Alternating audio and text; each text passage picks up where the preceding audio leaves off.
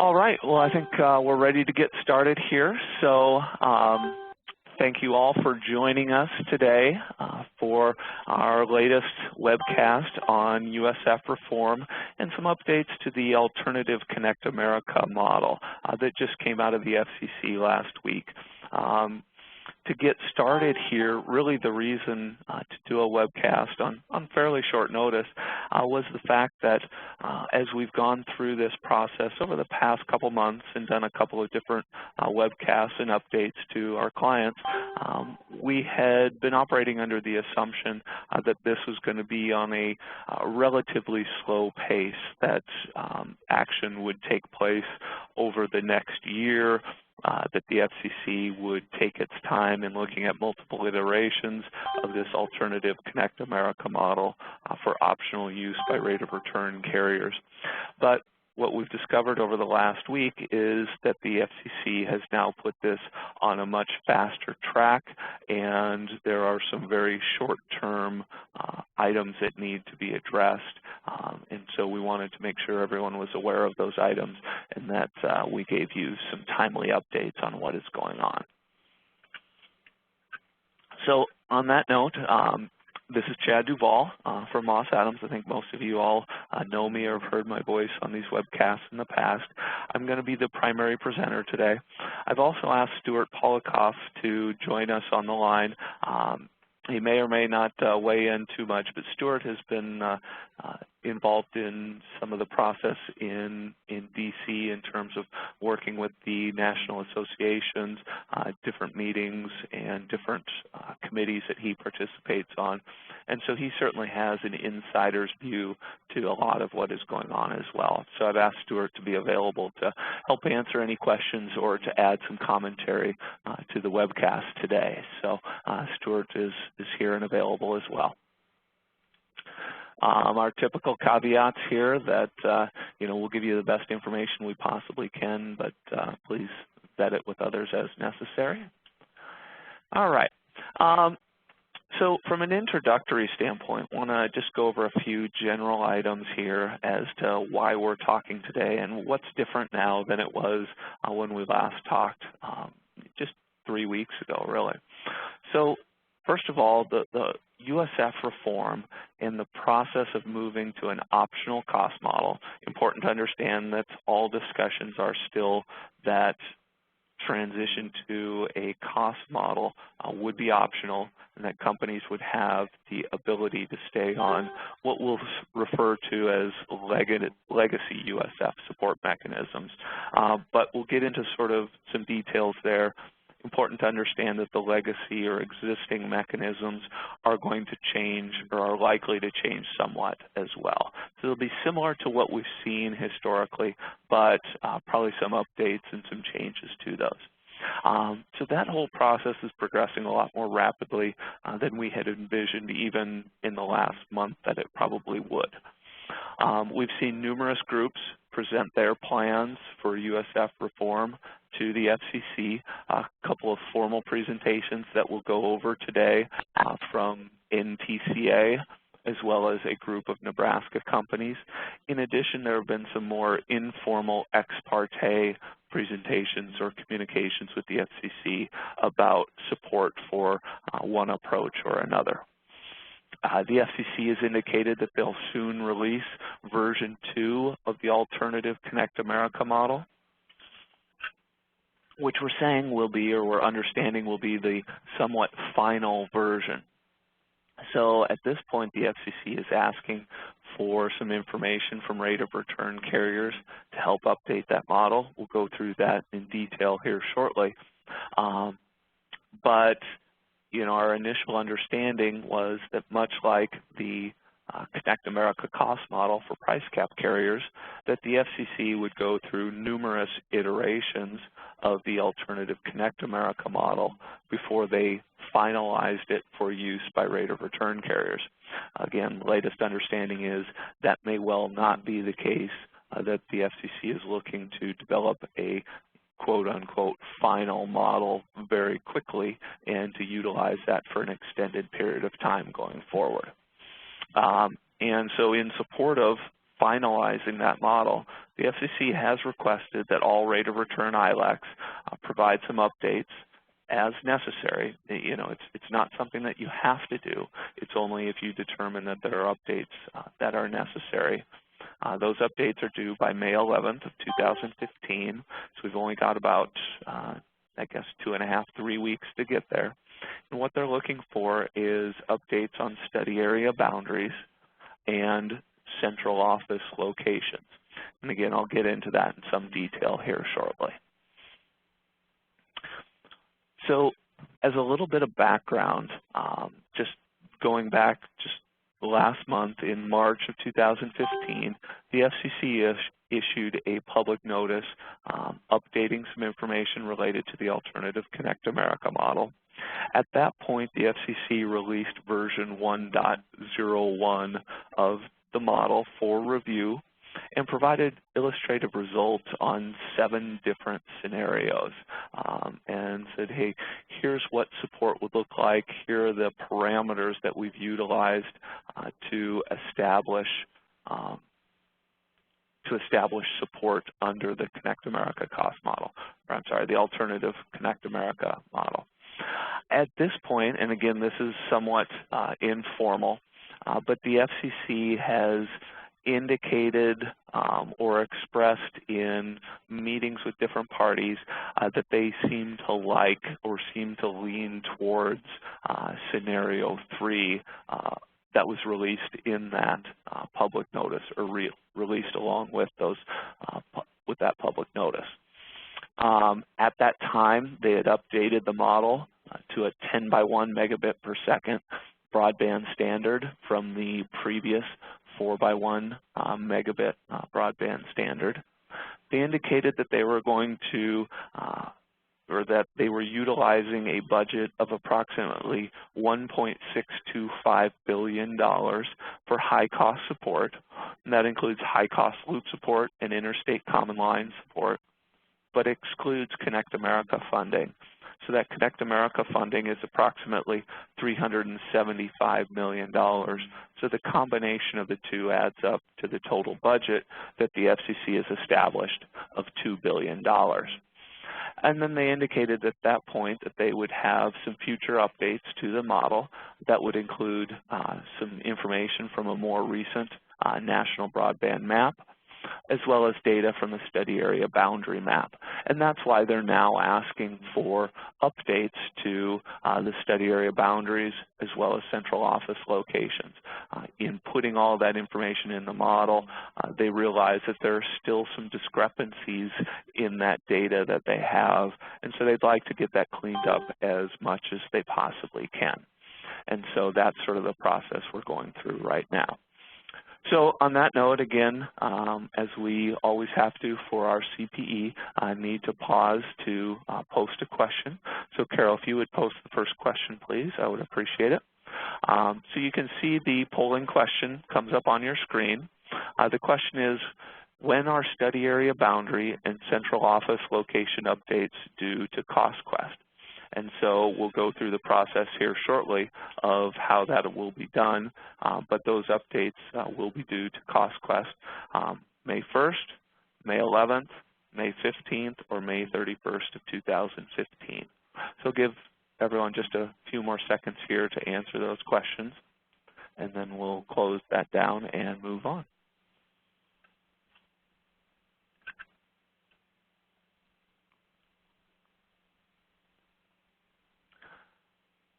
All right, I think we've probably given everyone enough time for that pretty straightforward question. The correct answer is May 11th, 2015. So again, we've got about 2.5 to 3 weeks to get those updates made. Okay. So the latest public notice on the Alternative Connect America model came out just about 2 weeks ago, and what was included in that public notice was the FCC published a map of study area boundaries and central office locations for companies to review. Now, in that public notice, they didn't, it's not actually a physical map. They provided you a link to the data that they've utilized with that map. And what you do is you click on that link and you'll enter your study area code, and it'll bring up a map that shows the study area boundaries, the exchange area boundaries, and central office locations that are being used for purposes of the model at this point going forward. So pretty straightforward to review, pretty easy. You just move your icon or move your cursor over your study area, and it'll identify who the carrier is and some additional information about it. So that's what the FCC is asking companies to review and to make sure that it's accurate and to make updates as necessary or appropriate. And again, that the FCC has requested that those updates be made by May 11th of 2015, and authorized users can request data used in determining the central office locations from CostQuest. So CostQuest refers to that as their Node 0 file, and they've captured that from publicly available information. And I'll go through in just a minute here the details behind that. But in reviewing that with just a few clients over the last week, we've discovered that there are probably a lot of errors or incorrect information included in there. So again, really want to encourage everyone to look at that and to make sure that the information is correct and to make the updates as appropriate.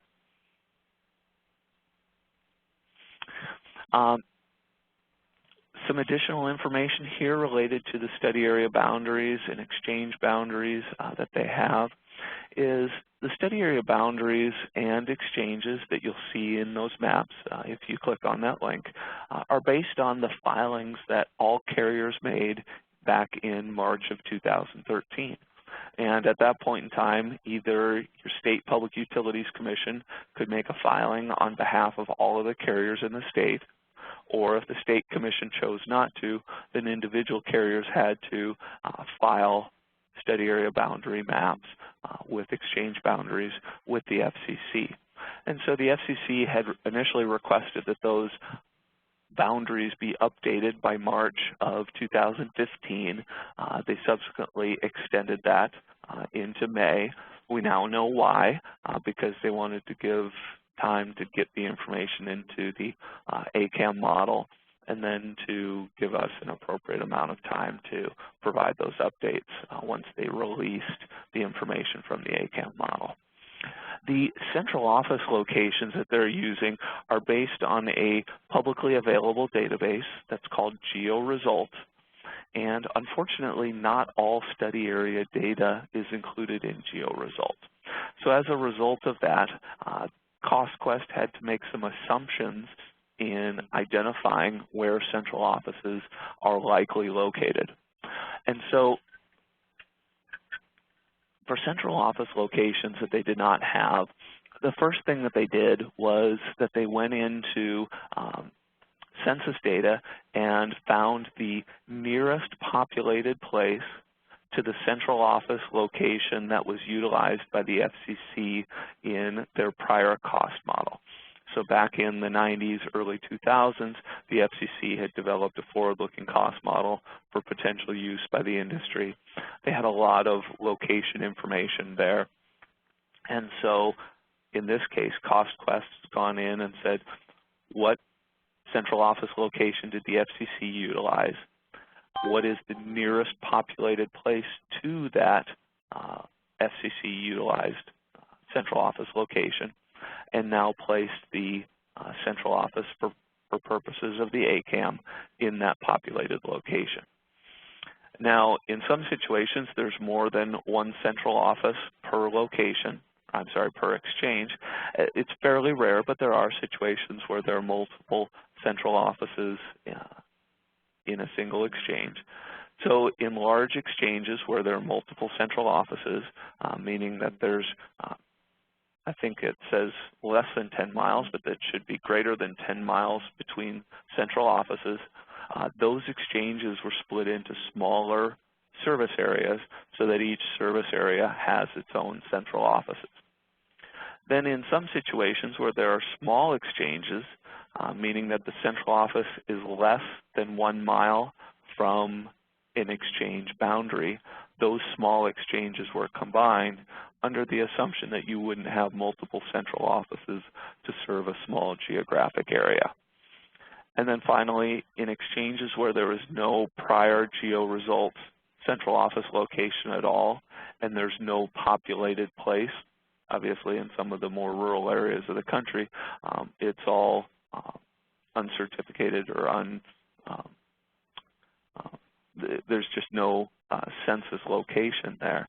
The CO is located at the centroid of the exchange. So they determine what the absolute center of the exchange is and place the central office there. So you can see that where they don't have good information, they're assuming or making a lot of different assumptions here. So it will be important to go in and make sure that this information is updated, because the central office location is the point from which the local loop network is generated.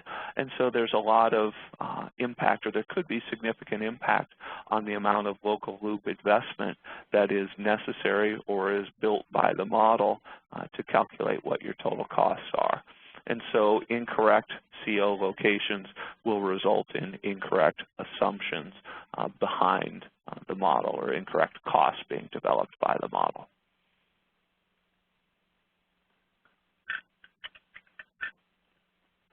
Some additional information here. The FCC is obviously asking for us to provide some updates on fairly short notice here by May 11th. And so the map of the study area boundaries can be downloaded at the website that we've identified here. Would encourage you to grab that now if you haven't seen it before. Alternatively, it is in the FCC's public notice. You can either download it electronically. I know a lot of the different associations and Moss Adams and others have sent out that public notice, and so you should have fairly ready access to that website. And so that's where the map of the study area boundaries is located. And then the central office locations file, if you want the detail, can be requested from CostQuest by registered users of the ACAM. And there's no charge for getting access to the model, being a registered user. There's no cost behind doing that. There are some waivers that need to be signed, and it takes a few days to a week to get that completed. If you are a registered user and you want the information, we can try to get it on your behalf. There's some information we have and can provide to you. It's other information that we would need to go to CostQuest to request. But let us know what you need, and we'll certainly try to help you out. If you need assistance in becoming a registered user for the ACAM, please do contact Carol Bunnell in our office. Her email address and phone number are here. She's worked with a lot of our clients and with CostQuest and the FCC to get companies registered or get access to the ACAM model. Again, it's not a difficult process, but it does take a little bit of time, and there are a few things that you need to sign and send in. And then in terms of filing updates with the FCC and or CostQuest, this is a new process. It still requires study area boundary maps. You've got to identify you've got to identify your study area and exchange boundaries by shapefile. Central office locations, they haven't given a specific means for providing that information besides an email address to send it to. Our understanding is that we'd want to provide a physical address location as well as a V&H coordinate. Dorothy Young in our Austin office has worked with several clients in the past in filing study area boundary updates. Again, we can't do the mapping for you. We can't identify the actual boundaries. But if you need assistance in how that filing should be done, or who to talk to or the process behind it, Dorothy's contact information is provided here. There's a limited amount of assistance she can provide, but she has been through the process with companies before, so if you're not aware of what needs to be done, she can give you some background behind what you will need to do to file that updated information. So on that note, I think we're going to pause for a moment here to do our second question for continuing professional education purposes. Again, if you do require CPE, make sure you're answering at least 3 of the 4 questions we'll ask. You'll notice they're not real challenging questions, just trying to make sure that you're paying attention for the whole time. So the question is, what is the FCC's budget for rate of return USF support, excluding Connect America funding? So your options are $1 billion, $1.625 billion, $2 billion, or no cap on the amount of USF support available. And we've give just a couple more seconds here for people to respond, and then we'll move on. All right, well, we're going to go ahead and close it out here. The correct response is $1.625 billion. Remember, that's the amount that the FCC has identified as high-cost funding, which is the legacy high-cost loop support and interstate common line support, and then an additional $375 million for Connect America funding for a total of $2 billion in total. So at this point, I've got a few questions that have come in via the Q&A, so I'm going to go ahead and respond to these real quick. So the first question is, does this mean that we need to submit issues with how the FCC determines or CostQuest determines an unsubsidized competitor by the May 11th deadline for corrections? The FCC has not identified yet that that is a significant issue, so I don't believe so. The May 11th deadline is specific to study area boundaries as well as central office locations. Ongoing issues or problems that we have with the model or the proposed approach for USF reform, we're just going to have to work directly with the FCC on an ex parte basis. And so have been working with several clients that have identified some concerns they have with the level or type of unsubsidized competition or competitive overlap that's been identified in the Connect America or the alternative Connect America model. And so some situations there where we believe that we're going to have to explain some anomalies or unique situations directly to the FCC, and in hopes that they'll rectify those problems in the model. The next question is, if the public FCC map does not list our company's central office locations, but the CostQuest Node 0 maps do list central offices in the correct location, we do not need to make changes. Is that correct? That is correct. So really what the focus is on is what's in the Connect America cost model, what's in CostQuest assumptions as to what those central office locations are. Certainly it would be nice that the FCC have that same information for future use, but at this point it's really important that CostQuest has that because it's a driver of the support that would be generated using the model. The next question is, unfortunately, one that I may have to defer until later, but it is, what is a GNIS location? If our company has a GNIS listed but is not one of our central office locations, is this an example of where we would need to file a correction to delete the GNIS location? I believe that that is probably the case, that those GNIS locations are central office locations that have been assumed by CostQuest, where they believe there's an exchange or there should be a central office identified in the model.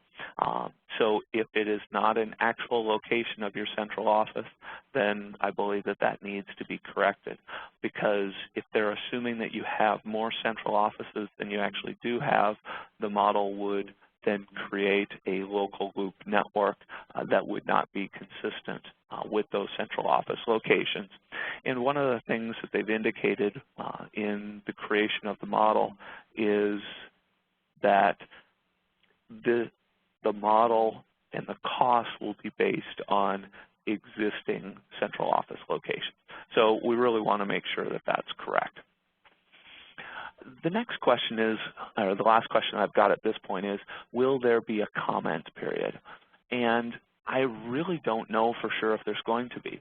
All along had assumed that there would be a public comment period, so the FCC would seek comment and then reply comments.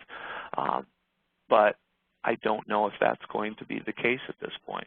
With the time frame that we understand that they're operating on, they're really trying to work directly with the rural associations, so NTCA, WTA, NECA, other groups that have come forward and expressed interest or shown a model or an approach or a plan that they have.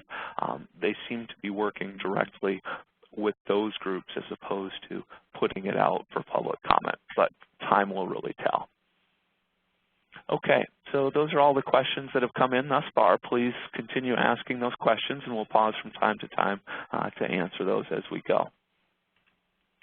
So now shifting gears to a little bit of an update on USF Reform. And there has been a lot of activity over the past couple of weeks. So the FCC released that public notice on updates to the ACAM on April 10th. And then on April 16th, industry representatives from various associations and interested parties met with the FCC for a pretty lengthy meeting. Now, those who participate in NTCA, WTA, and other associations, there have been a variety of different summaries of that meeting that have been sent out. And all the ones that we've seen have been identified as fairly confidential. We're going to try to provide to you today as much information as we can, but without going in too deep into something that would likely be deemed as confidential.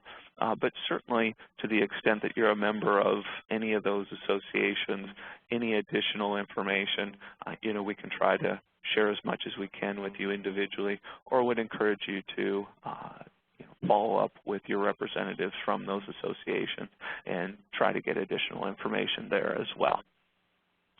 So in that meeting, so again, some understanding from information that we've received, some understandings that we've gotten, is that first, the FCC is sticking with their 4 principles that they've outlined for USF Reform, which is first that at this point they're planning to maintain the existing $2 billion budget for the foreseeable future.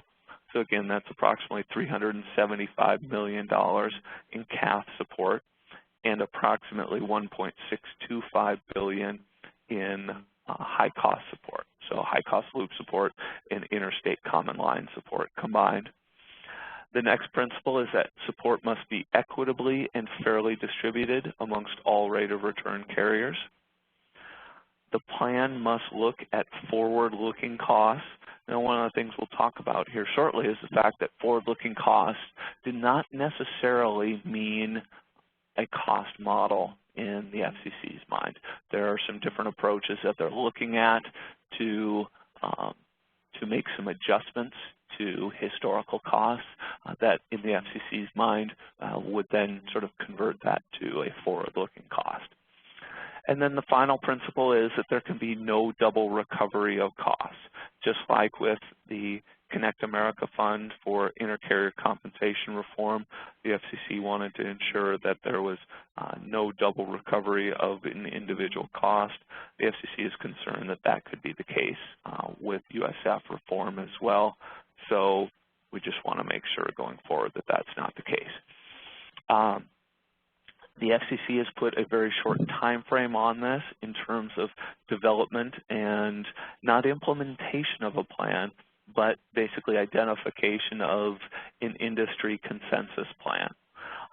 So over the next 30 days, the FCC is going to be working actively with industry associations and those who have proposed plans to date, and hopefully others.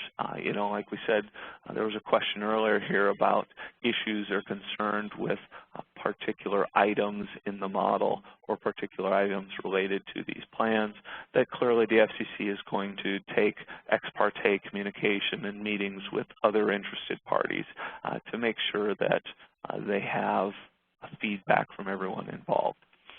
Now, it's important to understand that the FCC is not looking for unanimity here. They're not saying, hey, we need for the rural associations to all sign on to one individual plan.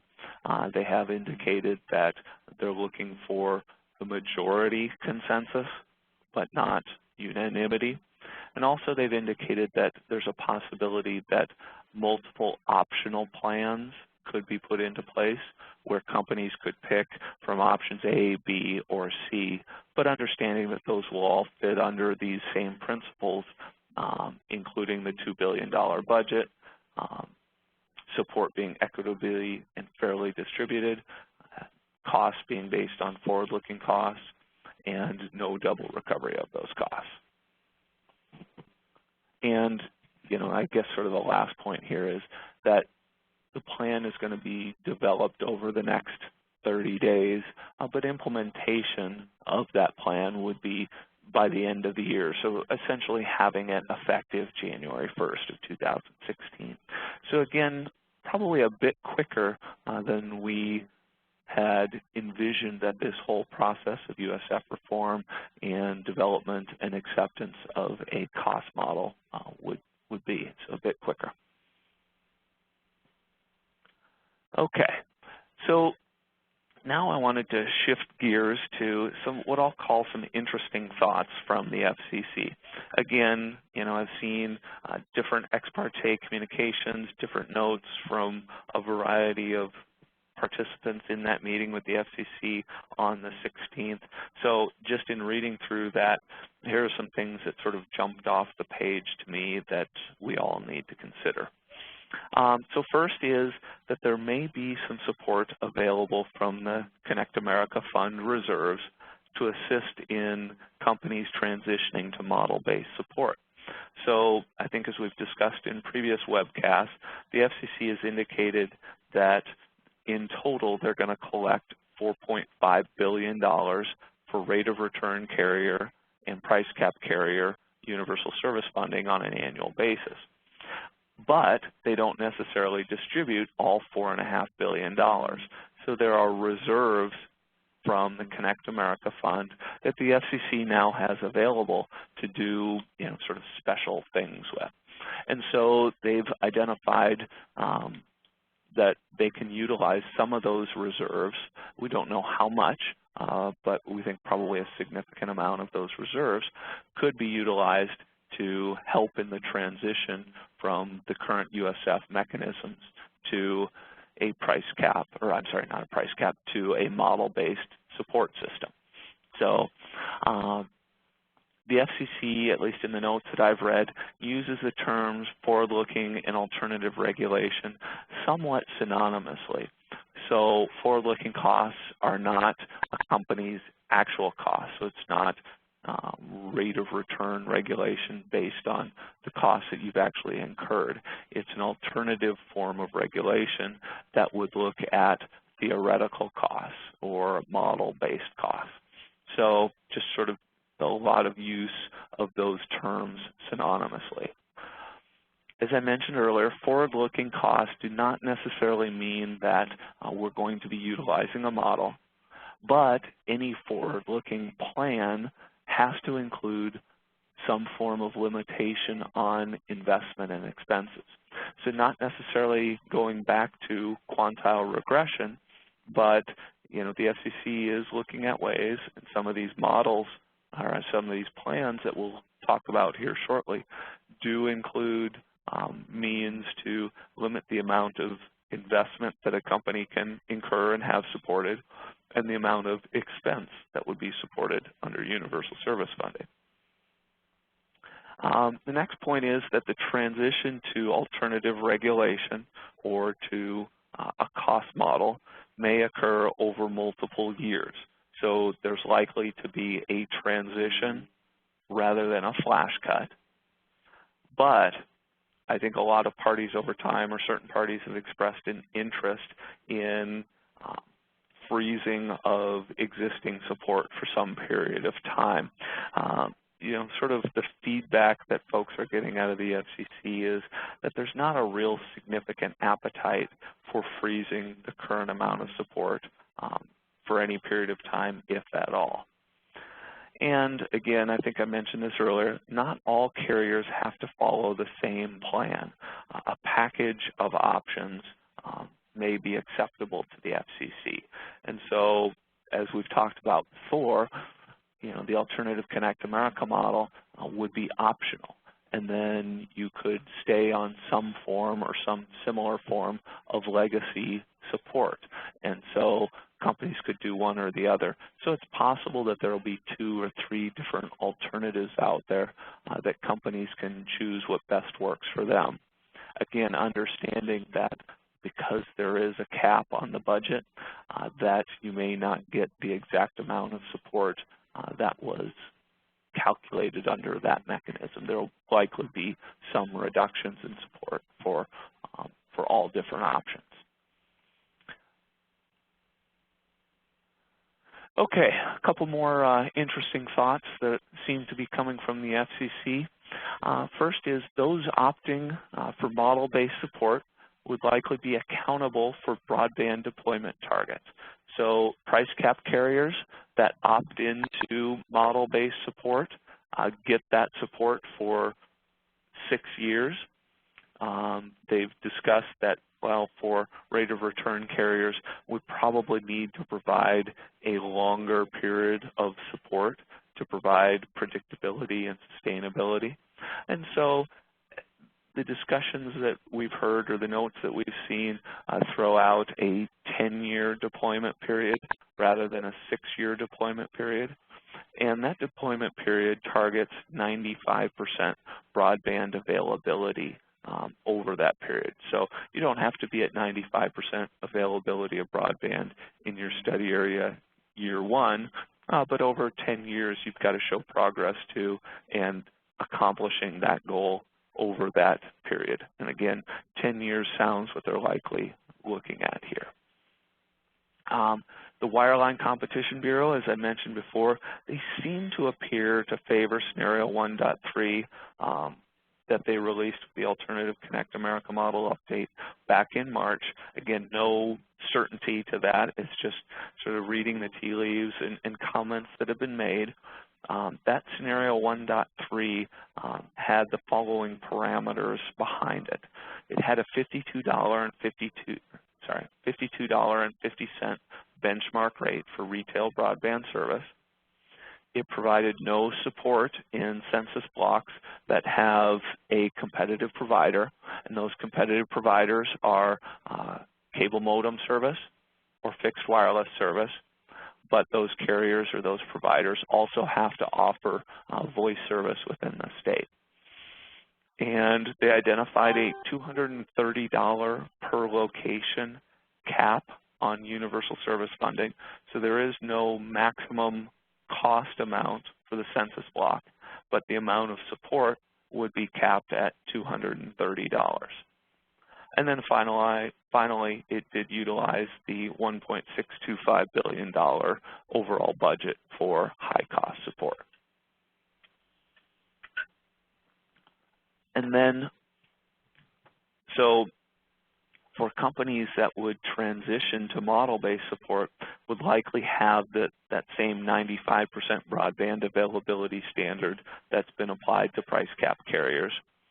However, those that would remain on the existing or legacy support mechanisms as modified, and I'll talk about some potential modifications here shortly, would stay under the current reasonable request standard. So obviously a reasonable request standard is a much lower bar than the 95% availability standard. So there may well be reasons why a company who the model produces additional support may elect to stay under existing support mechanisms even at a reduced amount because the investment costs they have to incur to meet those standards could well be much lower under the reasonable request as opposed to 95% broadband availability. So on that note, I'm going to go ahead and pause for our third question for continuing professional education. And so this question is, which of the following is not one of the FCC's principles for USF reform? Support must be equitably and fairly distributed, forward-looking costs, there must be more losers than winners, or no double recovery of costs. And again, which one is not one of the FCC's principles for USF reform? Reminder that those requiring CPE must answer 3 of the 4 questions, so hopefully you're paying attention and getting your responses in. We'll give a couple more seconds here and then we'll move on.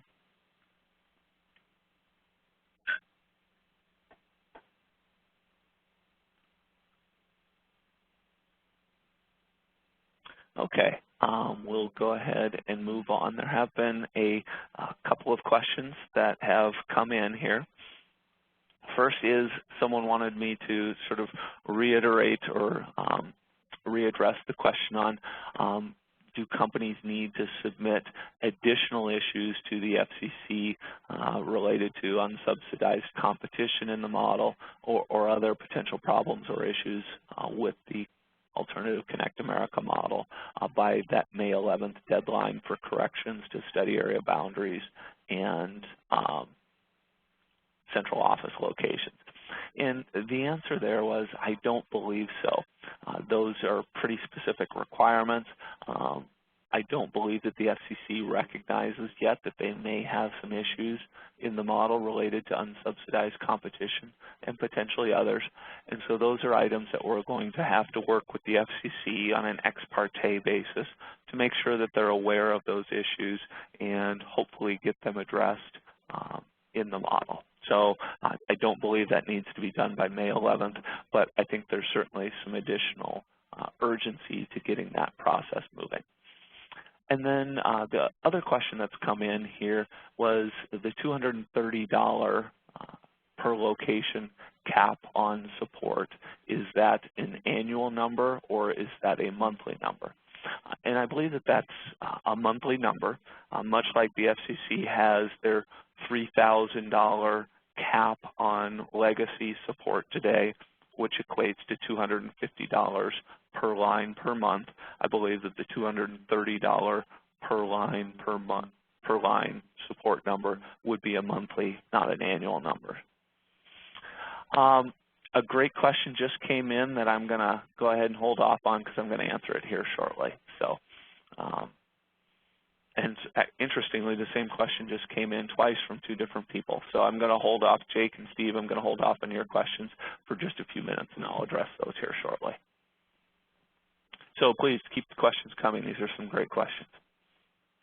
So some additional interesting thoughts from the FCC and some items specific to the Alternative Connect America model. As we've discussed before, study area boundaries and central office locations are to be updated. If you have problems with it, you got till May 11th to get it taken care of. Another item that, again, I haven't seen anything formal on this, came from some notes that we've seen, is that there's a possibility that companies may be allowed to modify their plant mix that's assumed in the model. What the plant mix is the assumption of what percentage of your plant is aerial versus buried versus underground. All prior versions of forward-looking cost models that the FCC has utilized has included a percentage of that plant mix. And it can have a very significant impact on the cost that's calculated from the model. And so right now they have some general assumptions of what that plant mix looks like for each company. I'm not sure what they may or may not allow in terms of updates to that, but if that's something that does become a company adjustable input, we'll want to make sure that we look at that on a company-by-company basis to make sure that the plant mix assumptions are accurate or are at least producing better results than your actual plant mix would. So something important to keep in mind. One of the things that could be a little bit scary is that the FCC has indicated, or the thought, that they're not likely to change the model much going forward after they adopt it at 12/31/2015. So they're looking to fine-tune it as best they can this year, lock it in, and then use it for the foreseeable future. So not necessarily annual updates or anything like that, or significant changes. They want a model. They want to sort of set a standard out there or a benchmark out there and allow companies to work around that so that there's some more predictability. You know, certainly there are some significant benefits to predictability, but there are concerns, or could be concerns, with issues with the model. So again, to the question earlier of, hey, do we need to address all potential problems with the model by May 11th? I don't think so, but I think certainly by December 31st of 2015, we need to make sure that those issues are addressed as best we possibly can. You know, that 12/31/2015 version of the model will likely be the basis for election of model-based support. So that election will likely take place at some point early in 2016. However, companies will have, or should have, multiple opportunities to opt into the model. So it won't just be a one-time, one-year election. It will likely be spread out over a period of years. Some of the notes I've seen include 3 years to opt into the model. However, it does seem that there is a push for some incentives to be provided to companies who would opt in year one, which is potential of using some of those CAF reserves in year one to provide incentives, greater support to those companies who opt into the model year one, or to help companies transition from legacy support to model-based support if they opt in early on in the process. The challenge process for competitive overlap that's identified in the alternative Connect America model looks like it could be somewhat limited, which again leads me to believe that it's going to be important for us to have some ex parte communication with the FCC on any concerns we have with competitive overlap. The FCC went through a very thorough process with price cap carriers, basically an appeals process on competitive overlap, and it was very timely, very costly, a very challenging process. And the FCC has said, hey, we just don't want to go through with that again. The FCC Form 477 is the basis for their assumptions behind competitive overlap. They've indicated that the 477s there's a certification required of carriers, so they're going to conclusively presume that that information is accurate because someone is certifying to it. So they're not really looking for a complex, timely, costly, challenging process. However, in filing plans with the FCC, carriers or associations, interested parties should, to the extent they can, propose simple rules or administrative procedures that would allow the FCC to sort of vet that Form 477 to make sure that the competitive overlap is accurate. Okay, so to get into some more specifics, as I mentioned earlier, the rural associations, as well as a group of Nebraska companies, recently filed updates to their proposals or plans to the FCC, and so wanted to give some details behind what those plans look like today. And obviously, they're likely to change somewhat over the next 30 days as the FCC has encouraged interested parties to work together to come to whatever consensus they possibly can. So some information behind the rural associations, which include NTCA, WTA, NECA, and others. They have a plan that they call, or a proposal that they call Data Connection Support, or DCS. And so the DCS would support all broadband connections regardless of voice. So today, when we have voice and data DSL service, that connection is supported. But when we have data-only DSL, that connection is treated as special access and is not supported under USF. So the DCS would provide support for all connections. It would be a similar calculation to what ICLS is today. And what that means is that you would calculate a regulated loop cost in total. So a total loop cost for the company. You would subtract out the benchmark rate. So in the FCC's proposal, it's a benchmark rate of $52.50. Sorry, not in the FCC's proposal.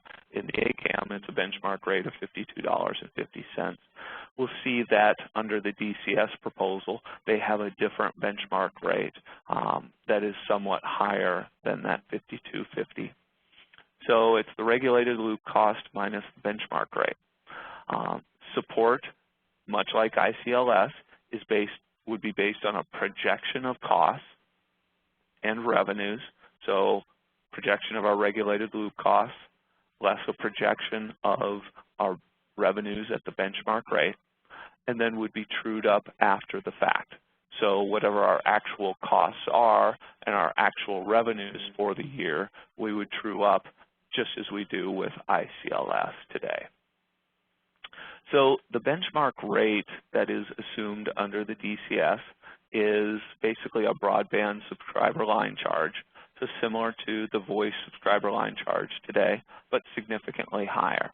They've assigned it at $26, which is just simply 4 times the residential subscriber line charge today of $6.50. In addition to that broadband subscriber line charge, the wholesale DSL transmission rate would apply. However, it's not part of the calculation of the support amount. So the estimated average today using NECA's rate banded rates is $18.64. So clearly some companies are going to be higher than that and some companies will be lower. But that's the average rate that NECA member companies charge today. There is, under the DCS, there is no support for middle mile and access service connection point costs for the ISP. And again, under today's rates, under information gathered from NECA companies, that's estimated at an average of $6.75 per line per month today. And then the DCS assumes a 5% annual conversion in support. So really what this is all about is voice and data DSL lines are already supported today. So as companies and customers transition from voice and data DSL over to data-only DSL, that there would be more support required for those lines under the DCS. And so the DCS basically assumes that that transition from voice and data DSL to data-only DSL will take 20 years and sort of on a straight line 5% a year process for that. So sort of a slow transition into this proposal or plan. Some additional items under the DCS is that they do implement the capital budget mechanism that we've discussed over the past couple of years on a couple of different occasions that would limit loop investments going forward or limit additional investment. That capital budget mechanism determines the amount of loop investment that would be allowed based on existing depreciated plant. So the more depreciated that a company's plant is, the more investment that it would be allowed to make under the capital budget mechanism. If a company has recently replaced its local loop network, you've deployed fiber to the home, your percentage of depreciated plant will be very low, and the amount of investment that would be allowed under the capital budget mechanism would also be very low. If a company hasn't upgraded its local loop network in the recent past, then its percentage of depreciated plant would be very high, and the amount of allowed investment under the capital budget mechanism would be much higher as well. And so what that capital budget mechanism does is it establishes an annual budget for capital investment that you're allowed to make over a period of years, and it adjusts each year going forward. There are some limitations, again, because every plan has to have a forward-looking component to it. The capital budget mechanism does limit the cost per location at $10,000 per location, but they do have an adjustment factor by study area to reflect the fact that some study areas are already higher cost than that. So there is an adjustment factor in there, so it's not $10,000 for every study area. Some will be higher and some will be lower.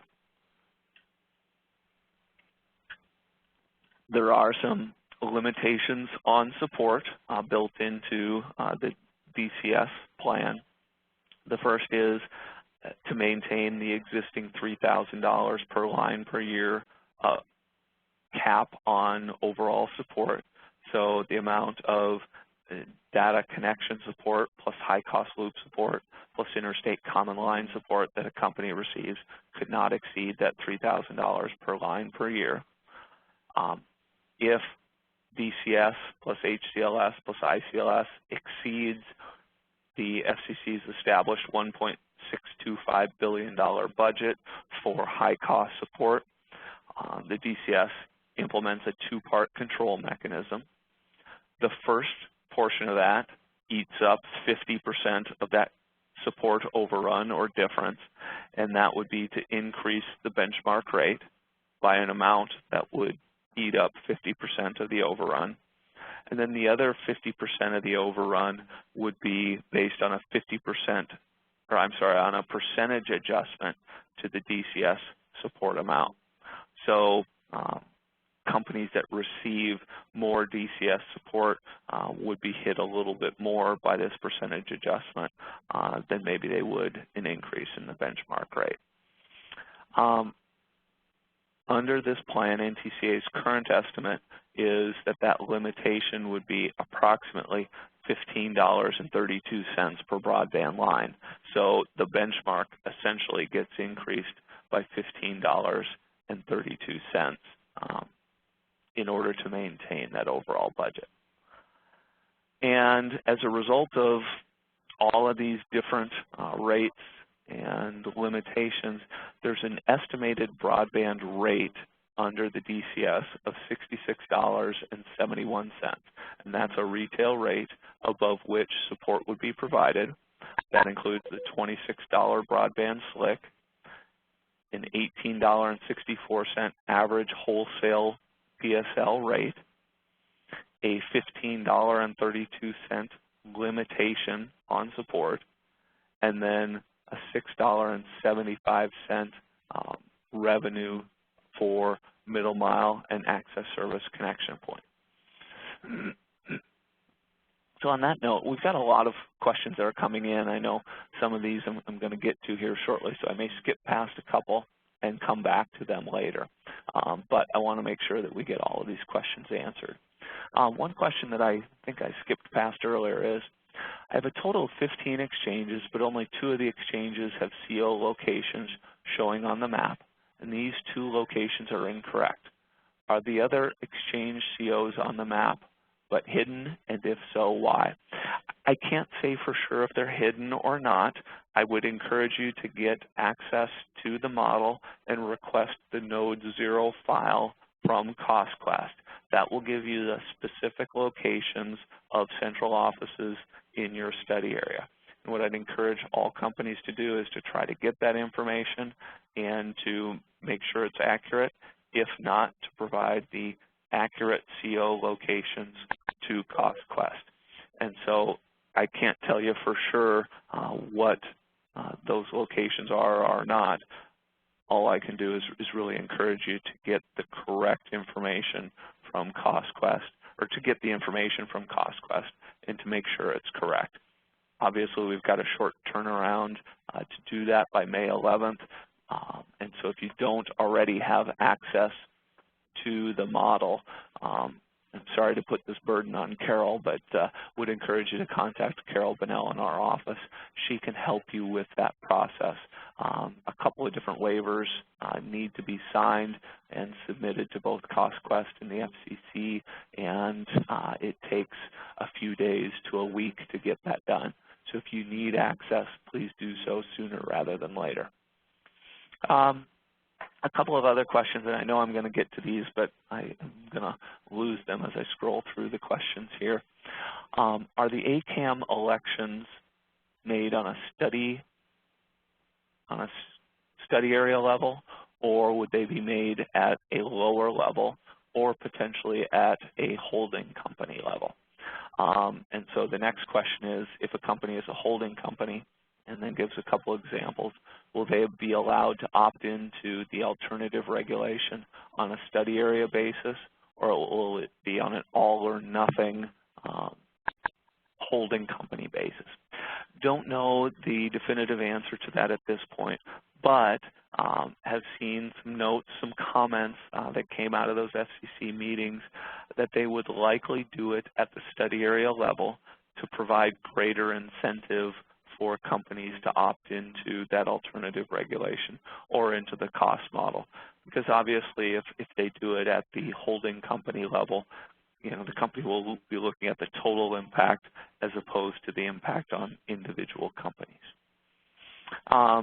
The next question is, as the Connect America Fund is reducing by 5% per year, will there be any concurrent increase in the proposed funding mechanism? I'm not sure I'm following that question completely, but if the question is, will there be any additional or any increases in the FCC's budget for Connect America funding or universal service funding in total, I don't believe so. To the extent that the Connect America Fund, which is currently estimated at $375 million, to the extent that that support dwindles, goes from 375 million to 350 million, it's certainly possible that the difference then between that number and $2 billion would be shifted over to high-cost support under the model or under other mechanisms. Chad, this is Stuart. Can I chime in for a second on that one? Please do. Hi. Yes. So, yeah, I think what the question is getting at there is the 5% per year reduction is referring actually to the annual reduction in total access cost recovery.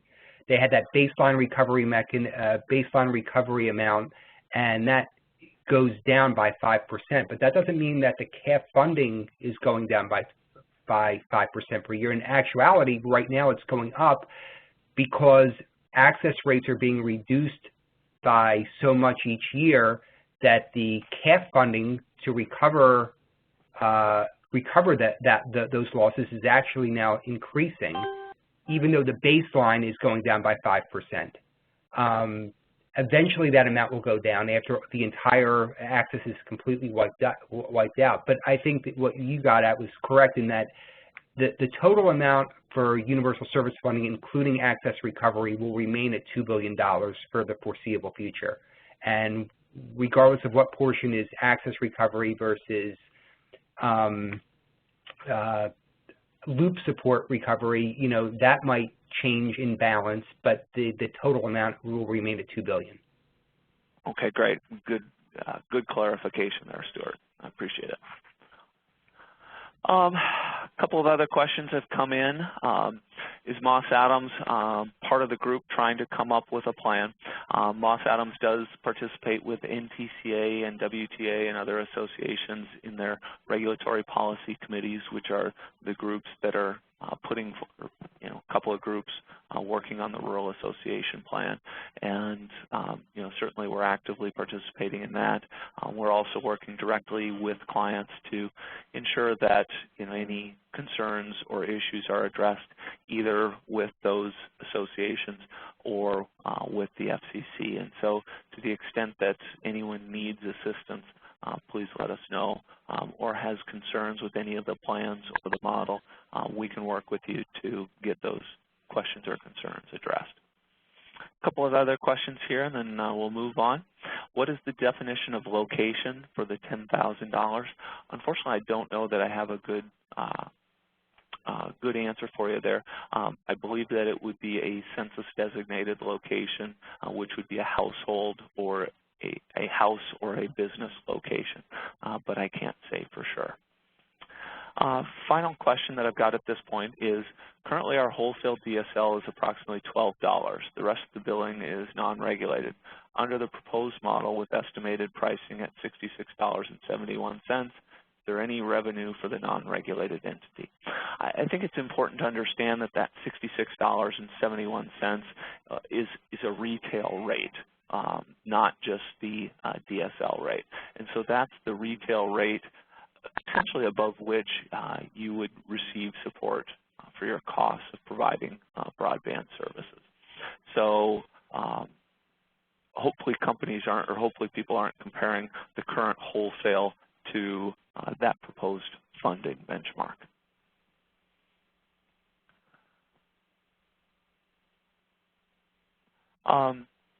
And before we go to the Nebraska company's proposal, I think we'll go ahead and do our fourth and final question for our CPE so we can get that out of the way. So pretty easy one here, I think.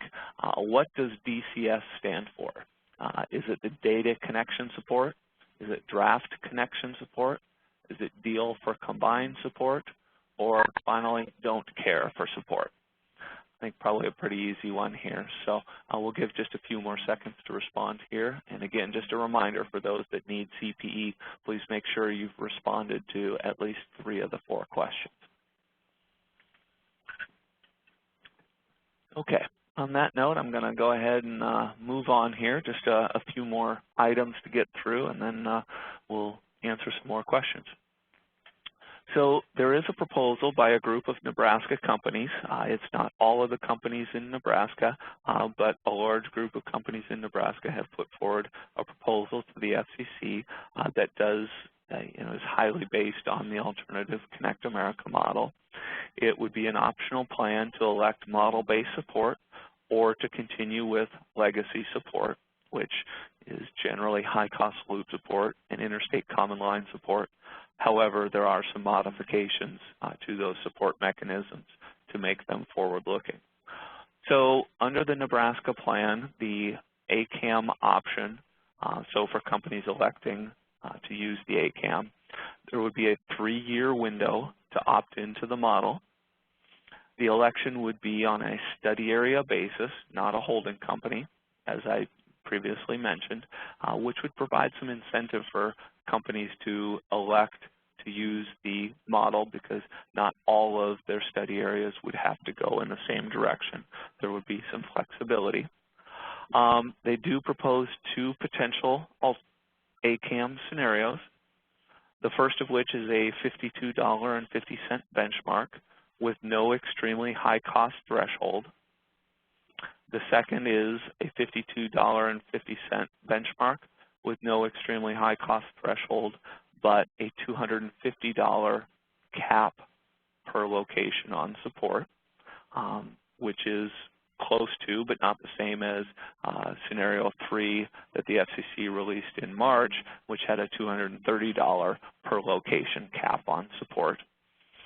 An interesting twist here is that those who would opt into the ACAM option would also then have their special access rates converted to price cap.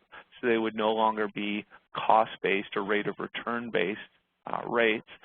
They would be essentially frozen based on current costs and current rates. A lot more details behind how those price cap rates are developed, but in general, you sort of lock in your costs at a certain point in time. There would be a phased-in requirement for that 95% broadband availability standard. So much like the price cap carriers today have a requirement for support that they get to 95% availability over 6 years. The Nebraska proposal is a transition to 95% over a minimum of 10 years, potentially longer.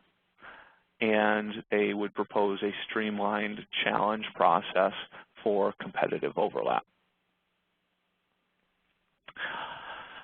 Under the Nebraska proposal, there's also a legacy support option that would maintain existing high-cost loop support and interstate common line support, but subject to a couple of limitations. First would be an expense adjustment that would limit plant-specific and plant non-specific expenses based on a comparison to similarly situated companies. I don't want to directly compare this to the quantile regression analysis, but some similar statistical procedures that they've identified to calculate some limitations on expenses. So there would be 3 different groupings of similarly situated companies, basically a small, medium, and large. The cost per loop limits would be set at 1/2 of the standard deviation above the group mean. So a group average or mean would be identified for each of those 3 groups, and then they would set the limitation at 1/2 of a standard deviation above that. And then support would be reduced by the amount that actual expenses exceed the limits established by that calculation. And those expense limitations would remain constant for what they call the ensuing years. I don't know how long that would be, whether that's locked in perpetuity. I'm assuming there would be some point in time where they'd be recalculated, potentially 5 to 10 years down the road.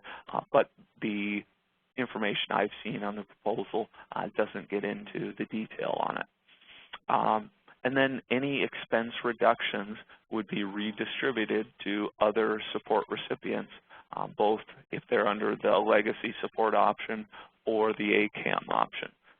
So support lost by carriers above those limitations could be redistributed to others. There would also be a limitation on allowable capital investment in any census block that's identified in the ACAM as investment in any particular census block would be limited to the amount of investment that is calculated in the ACAM model. And so that would limit the amount of investment that a company could make on a going forward basis, but it would be tied in at the census block level, which could provide some challenges in determining where the investment is being made.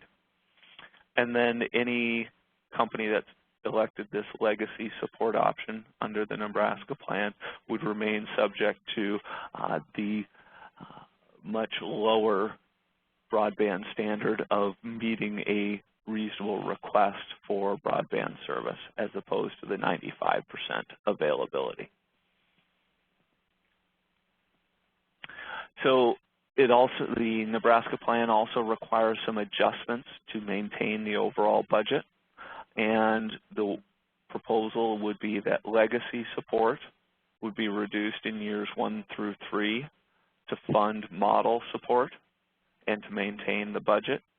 So all of the limitations or reductions in support would be from companies that maintain support under the legacy mechanism as opposed to those converting to the ACAM option. However, it does have a maximum annual reduction in support of 25%. The ACAM would be under a transition from legacy support to model-based support in order to limit the amount of increases that those electing the ACAM option would be eligible for. And that transition is in year 1, you'd get 25% of the ACAM calculated support and 70% of your legacy support as calculated in the prior year or the year prior to election. In year 2, it would be 50-50. In year 3, it would be 75% model, 25% legacy. And then finally, in year 4, it would be 100% model calculated support. Okay, so I know we've gone through a lot of material here. We've gone past our hour that we had planned, but a lot of good information out here. As I've encouraged throughout, if you have any additional questions, would like to discuss your company-specific results under the model, options, impacts of USF reform, please do contact us. We'd be happy to work through that with you. I don't know that we have all of the answers, but we can certainly help you think through the process and help you participate in that process. So I'm going to go ahead and there are a few additional questions that have come in. And so I want to answer those questions now. If you do have additional questions, please feel free to continue entering those through the Q&A function. Otherwise, here shortly we'll close the webcast out and open it up to any live follow-up questions you may have. The next question that's come in is, will the model option be the only option that has a 10-year timeline? Would other options have undefined timelines? And I think what this is really getting at is if companies remain under the legacy support mechanisms, is there any timeline or any guarantees to that? And I believe that the answer is that it would continue to be calculated similar to what it's calculated today, which is on an annual basis. And so certainly you can project what your costs are going to be and project what support will look like under certain assumptions, but it's not going to be guaranteed or not going to be locked in for any period of time. Again, I don't know that for sure, but that's my speculation, especially given some comments that have been heard related to that the FCC would prefer not to freeze legacy support, which leads me to believe that they would continue to recalculate that support on an annual basis and try to provide incentives for companies to transition to model-based support. The next question has come in is the central office the same as the serving wire center? Oftentimes they're used synonymously. I would, again, encourage you not to necessarily assume anything here. I would get access to the model. I would ask CostQuest for their list of central office locations that they're utilizing and make sure that, and the central office is really the location from which you provide switching and really from where your local loops generate or start. So would just encourage you to get access to the model and really check the information and make sure that it's accurate, and to follow up with to make sure, or to follow up with the correct information there. Are there any additional questions at this point? If not, would certainly like to thank everyone for their participation today. I hope that this has been helpful and beneficial, informative to everyone. Again, we will open up the lines here for a couple of minutes for any follow-on questions. Otherwise, everyone have a great weekend, and we'll be talking to you soon. Thank you all very much.